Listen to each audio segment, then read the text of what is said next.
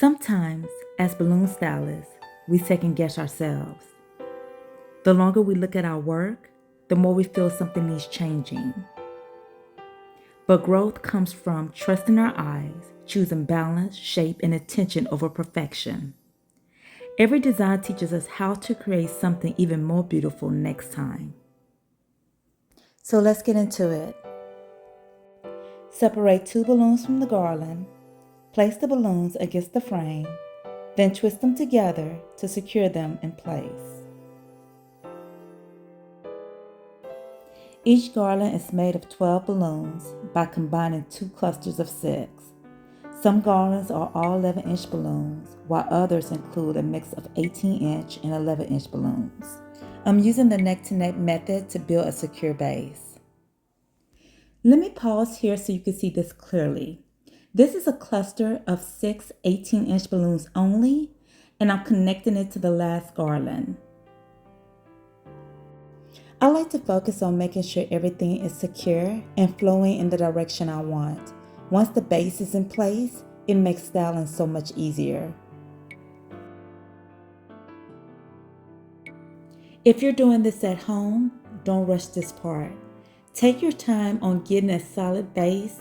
Everything will fall into place. This step is all about patience, not perfection. I'm adding a 24-inch balloon to this section. Here I'm adding a cluster of 6 11-inch balloons, but I decided to downsize to a quad because it was starting to look too overly crowded. Placing the 24-inch balloons here and shaping the clusters around. I noticed a gap that needed filling, so I added a mini quad.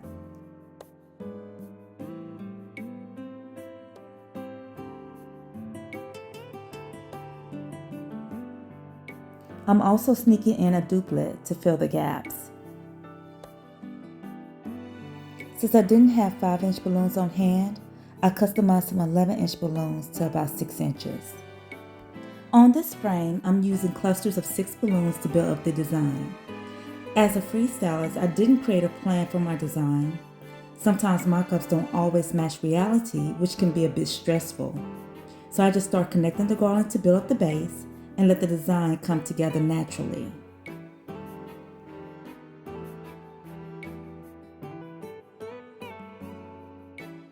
If it looks a little uneven right now, that's completely normal. The structure always looks rough before it looks finished. Trust the process. Styling backdrop curtains isn't really my specialty, but I can work them into my balloon designs.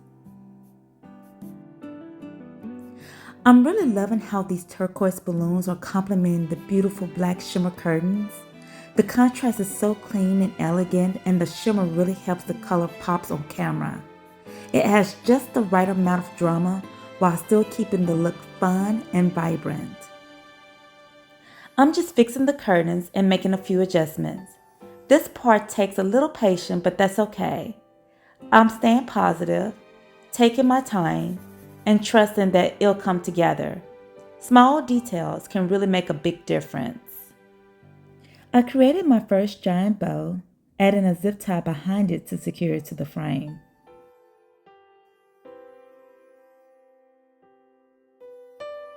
I also use a clamp to prep the 260Q, wrapping it tightly before securing the bow in place.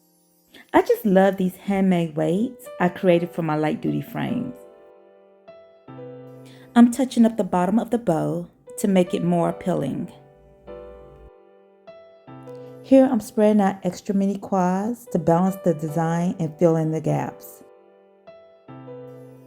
Mini quads are one of my favorite details because they fill in gaps without overpowering the design.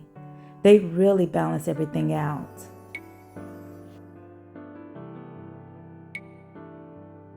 I'm using large binder clips to help style and hold the fabric in place.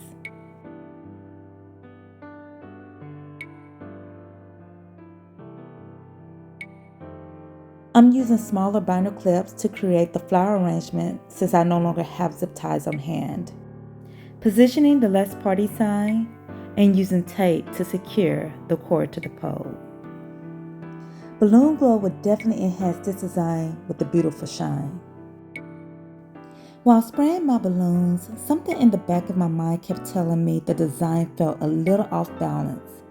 The more I told myself not to overthink it, the more I overthought it. Guess that explains why I'm such a Taurus.